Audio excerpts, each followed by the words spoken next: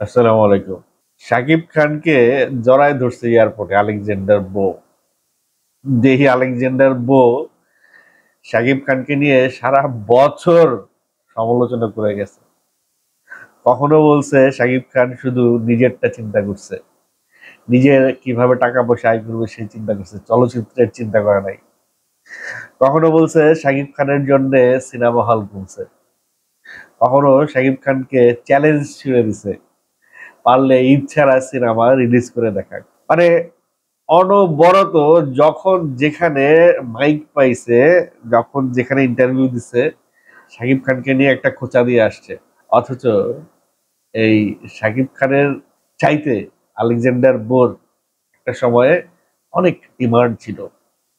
পোস্টারে আগে আলেকজান্ডারের বহু ছবি আসতো, পরে শাকিব খানের ছবি আসতো।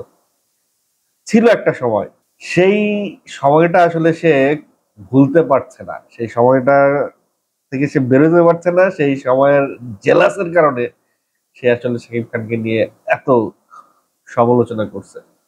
কিন্তু এই যে গতকাল এয়ারপোর্টে শাকিব খানের সঙ্গে আলেকজান্ডার বোর যে দেখা হইলো, শাকিব খান আলেকজান্ডার বোকে জড়িয়ে ধরলো, আলেকজান্ডার বো শাকিব খানকে জড়িয়ে ধরলো। আপনারা ছবি দেখতে পাচ্ছেন। এই ছবি দেখলে কেউ কি বলবে যে আলেক সাকিব সম্পর্কে এরকম কথা কখনো বলতে পারে? বা এই যে সাকিব খানকে যে আলেকজান্ডার জড়িয়ে ধরলো, আলেকের মনের ভেতরে তখন কি কাজ করছিল? তার ভিতরে কি একটু এরকম সংকোচ বোধ হচ্ছিল না যে আল্লাহ কি বলে ফেলছি ওর নামে টেলিভিশনে ইন্টারভিউতে, এখন দেখা গেলো জড়াই ধরলাম? বা কানে কানে কি সাকিব খানের কাছে আলেক সরি বলে দিল, আর সেটা শুনে সাকিব হেসে দিল?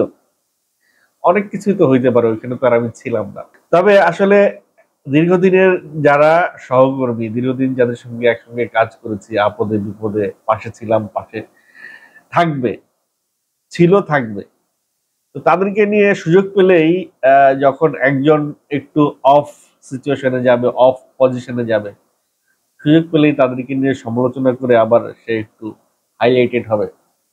এরকম লোক আলেকজান্ডার বো আমার কাছে মনে হয় নাই। কারণ একটা সময়ে আলেকজান্ডার বোর সঙ্গে আমার প্রতিদিন দেখা হইতো, প্রতিদিন দেখা হইতো।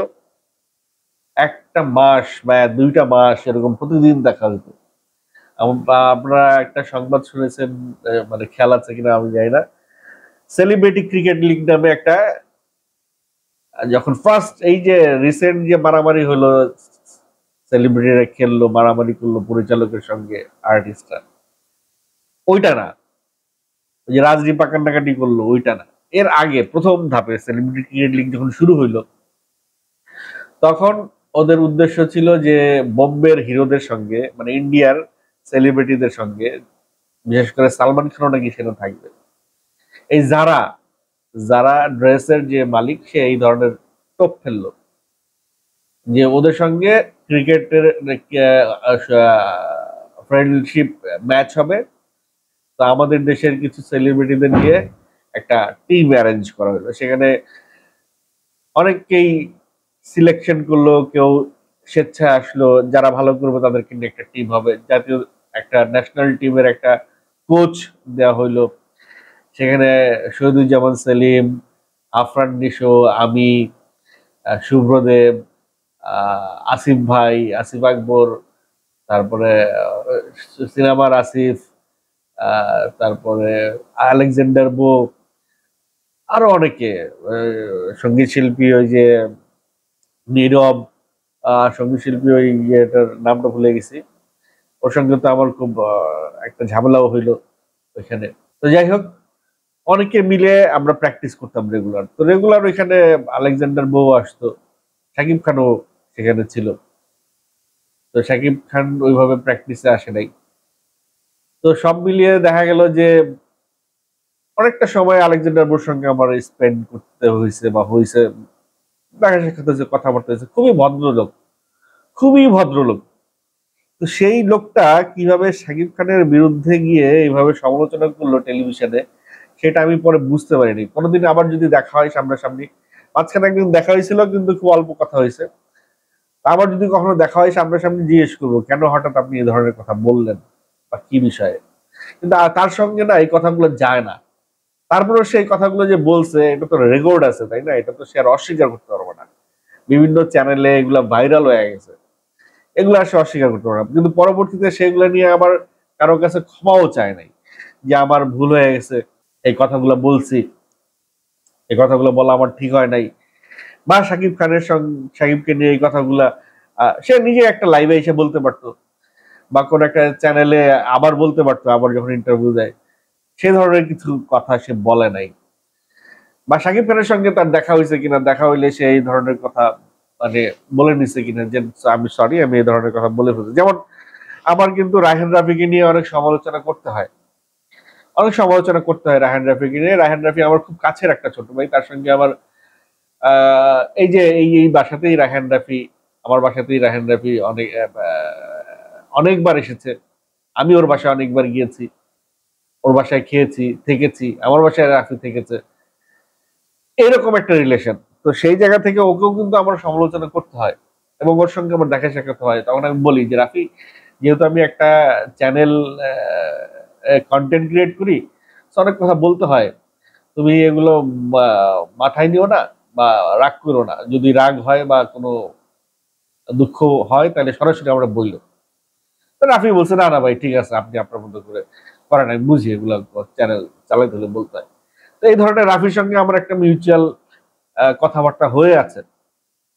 তো রাফির চাইতে তো আলেকজান্ডার, আমার সাথে রাফির যে সম্পর্ক তার চাইতে তো আলেকজান্ডার বোর সাথে শাকিব খানের সম্পর্ক আরো অনেক গভীর, আরো দীর্ঘদিনের সম্পর্ক, তাই না?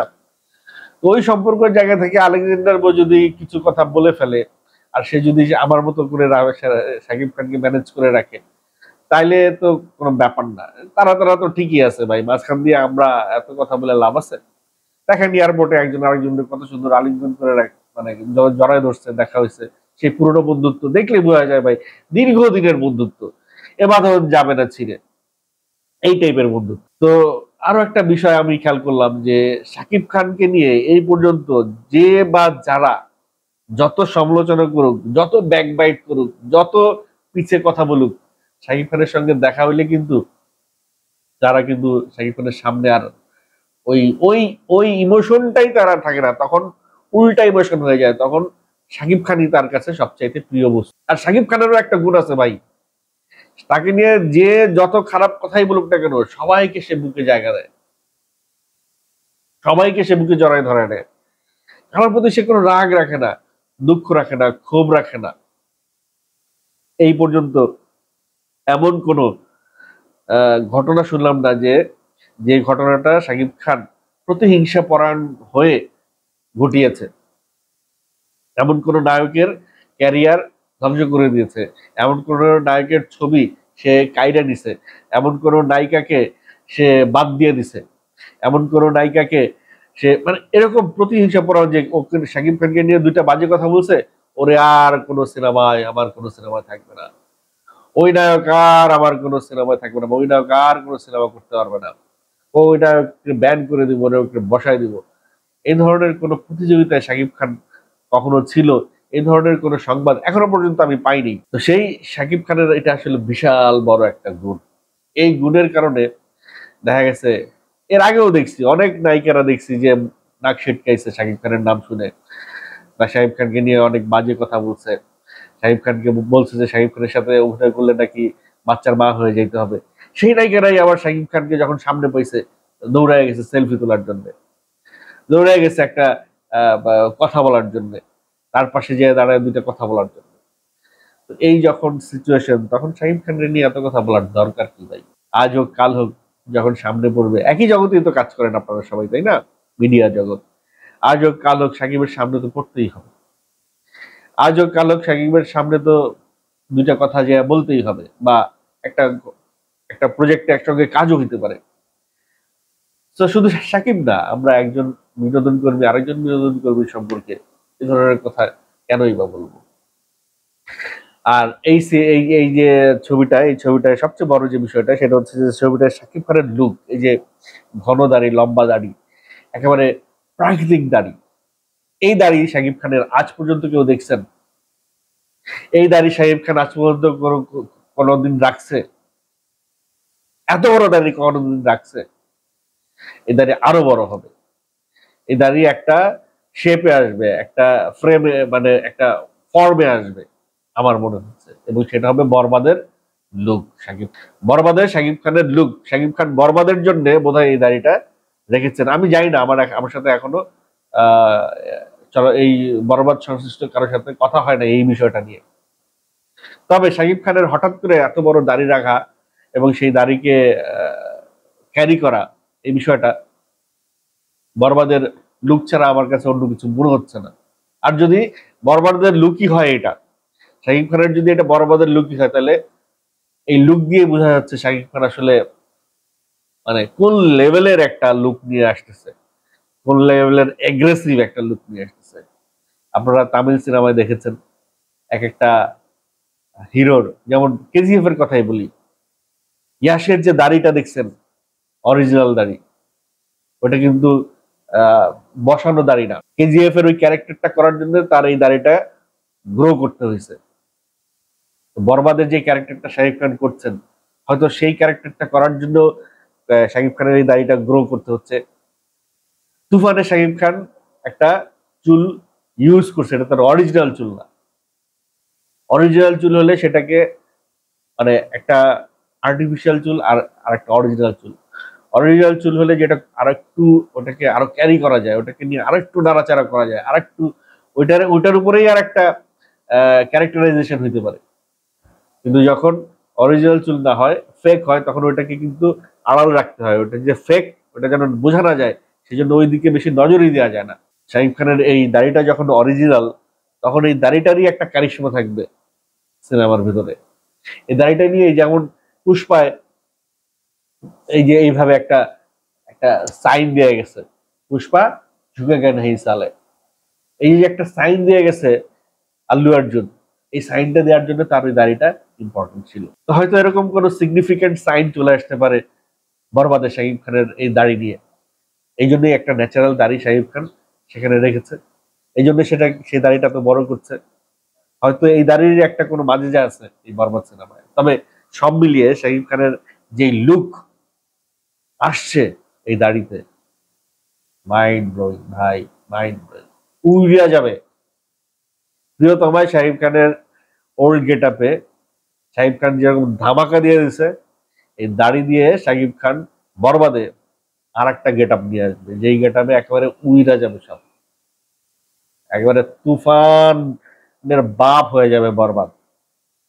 আমি বলছি না তুফানের সাথে কোনো রাইভালরি করতে চাইতেছি না, বরবাদের বরবাদ বরবাদ, তুফান তুফান, কিন্তু ভাই যে ভাইবটা দিছে শাকিব খান এই দাড়িটা নিয়ে, এই ভাইবটা যদি মানে এটা তো আরো বাড়বে শুটিং এ গিয়ে, আরো আরো কয়েকদিন বাকি আছে তো শুটিং এর, কি যে হবে এটা, মানে সবকিছু শেষ করে গেট আপ টেট আপ নিয়ে ক্যামেরার সামনে যখন শাকিব খান আসবেন, তখন যে কি লুক হবে সেটা আমি ভেবে রোমাঞ্চিত হচ্ছি। জাস্ট বরবাদের একটা লুক দেখার জন্য ওয়েট করছি। তবে মেহেদী হাসান হৃদয় আমাকে একটা কথা বলেছে যে বরবাদ সিনেমার শুটে যাবার আগে, মানে টিম নিয়ে বরবাদ সিনেমার শুটে যাবার আগে বরবাদের একটা ফার্স্ট লুক প্রকাশ করা হবে। বরবাদ সম্পর্কে একটা অ্যানাউন্সমেন্ট তো আসবে, সেই অ্যানাউন্সমেন্টে সেই ফার্স্ট লুকটা প্রকাশ করা হবে, এবং সেই ফার্স্ট লুকটা সম্ভবত আগামী এক সপ্তাহের মধ্যেই প্রকাশ করা হবে। এই কারণেই শাকিব খান এই দাড়িটা হয়তো রেখেছেন। একটা ফটোশুট হবে বরবাদের কস্টিউম দিয়ে, বরবাদ সেট আপ নিয়ে, এবং এই ফটোশুটটা সম্ভবত আমাদের দেশেই হবে। যার কারণে শাকিব খানও দেশে, মেহেদী হাসান হৃদয় দেশে। আপনারা জানেন শাকিব খান দেশে আসছে, তো আপনারা জেনেই গেছেন, কিন্তু মেহেদী হাসান হৃদয় যে দেশে আসছে সেটাও আমি জানিয়ে দিলাম। সে ইন্ডিয়া থেকে গত পরশুদিন বাংলাদেশে এসছে, শাকিব খান গতকাল এসছে। এখনো পর্যন্ত তাদের মধ্যে হয়তো কোনো বৈঠক হয় নাই, বৈঠক হইলে হয়তো আমি জেনে যেতাম। সম্ভবত কাল বা পরশু তারা বরবাদ নিয়ে বসবেন, তারপরে আমি আপনাদেরকে বরবাদ নিয়ে আরো ডিটেল কিছু জানাতে পারবো, বরবাদ সংশ্লিষ্ট কারোর কাছ থেকে আরো তথ্য পাবার পরে। যাই হোক, কন্টেন্ট অনেক বড় হয়ে যাচ্ছে, প্রসঙ্গ যখন শাকিব খান, কন্টেন্ট তো বড় হবেই। তার উপরে এত বড় একটা ঘটনা ঘটে গেল আলেকজান্ডার বউকে নিয়ে। যাই হোক, শাকিব খানের এই লুক আপনাদের কেমন লেগেছে অবশ্যই কমেন্ট করে জানাবেন।